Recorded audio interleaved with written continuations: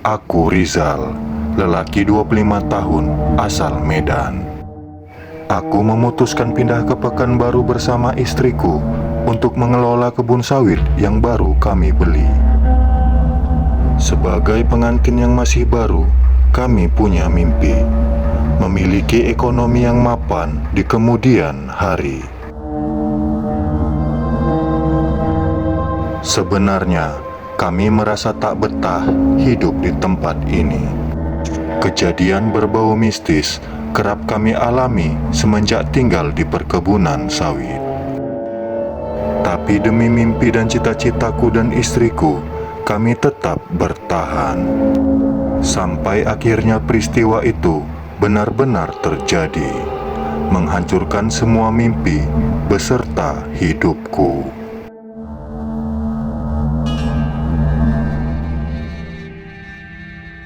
Pada hari itu, aku pamit pada istriku untuk pergi ke kebun sawit milik kami. Sesampainya di sana, aku memperhatikan pohon sawit yang mulai berbuah. Dalam hatiku pun merasa senang karena jerih payah kami selama ini akan berbuah hasil.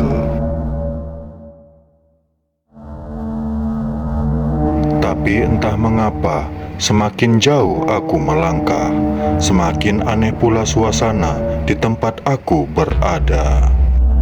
Lokasi ini menjadi begitu asing bagiku, hingga akhirnya aku sadar kalau aku telah tersesat. Walau sebenarnya takut, tapi aku berusaha untuk tetap tenang, menelusuri blok demi blok kebun sawit ini, mencari jalan keluar. Terlihat di pucuk pandanganku seorang anak kecil yang sedang berlari.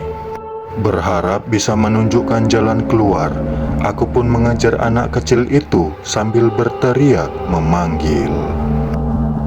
Namun larinya yang sangat kencang membuat aku kehilangan anak kecil itu yang raib di antara semak belukar. Seharian berjalan membuatku merasa sangat lelah. Sesekali aku pun beristirahat di bawah pohon sawit yang berpelepah rindang. Setelah mengamati lokasi sekitar, aku benar-benar terkejut. Ternyata aku sedang berada di tempat pertama kali aku tersesat. Rupanya seharian ini aku hanya berputar-putar dan kembali lagi ke tempat yang sama. Di tengah keputusasaan, aku terbayang wajah istriku.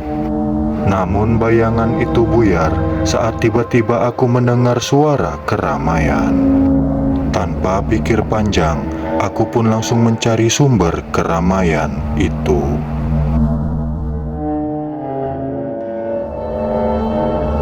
Lagi-lagi, keanehan aku saksikan. Di tempat yang hanya ada pohon sawit di sepanjang mata memandang, terdapat sebuah kampung kecil yang terbilang cukup ramai. Namun yang aneh dari kampung ini adalah penduduknya yang kerdil dan berpenampilan primitif. Waktu aku memasuki kampung itu, orang-orang di sana hanya fokus dengan kesibukannya masing-masing.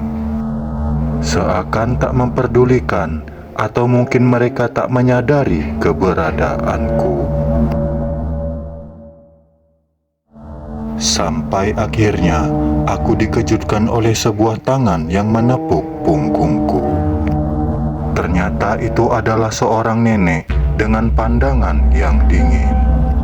Dia mengatakan kalau aku tak boleh berada di sini. Mencegah terjadinya keributan di kampung ini, aku pun langsung menjelaskan kalau aku tidak memiliki niat jahat dan sebenarnya aku telah tersesat hingga sampai di kampung ini. Setelah mendengar ceritaku, si nenek pun paham. Setelah memberiku sedikit air minum, dia pun mengantarkanku untuk pulang. Belum jauh kami berjalan, nenek itu pun berhenti. Dia mengatakan kepadaku agar jalan lurus ke depan. Maka tak lama lagi aku akan keluar dari perkebunan sawit ini. Ternyata benar, akhirnya aku menemukan jalan keluar. Tapi lagi-lagi aku melihat keanehan. Desa yang jadi tempat tinggalku kini telah berubah menjadi perkebunan sawit.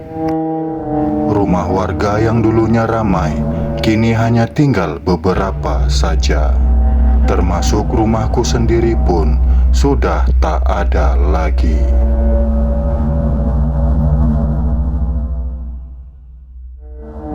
Penasaran dengan hal ini, aku pun mendatangi tetangga dekatku. Namun aku terkejut dengan penampilannya yang sudah tua dan rambutnya yang sudah memutih.